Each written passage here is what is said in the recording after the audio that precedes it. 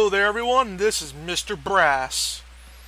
And today I'm going to be talking to you about Bertrand Russell's teapot analogy. Atheists often harken back to Bertrand Russell's 1952 teapot analogy, which is to show that asking a skeptic to disprove a claim is irrational. The analogy goes that if I were to suggest that just because you can't disprove the claim that there is a small china teapot between the Earth and Mars that revolves around the sun, that you should believe the claim. The problem with this is many. First off, he doesn't qualify the teapot as anything other than too small to be seen by our most powerful telescopes.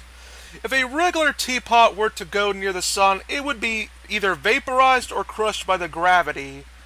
So, if the teapot did exist, it wouldn't anymore.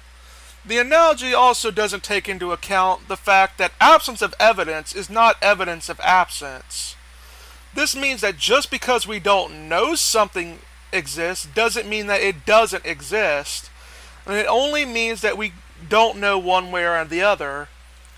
It also fails because it likens all evidence as one and the same, and doesn't take into account the difference between the evidence that it would take to prove an object exists and the evidence that it would take to establish an explanation for an effect. God isn't a teapot and is simply used as an inference to the best explanation for an effect. It also fails because the reason why we don't believe in Bertrand Russell's teapot is not because of a lack of evidence, but the fact that there is too much contrary evidence against it. We know we've never launched a teapot into space.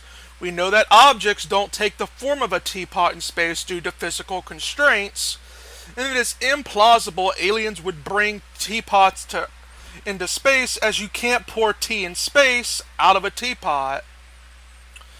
Overall, atheists and other people alike should reevaluate this saying and think twice before using it. This is Mr. Brass saying goodbye and get wise.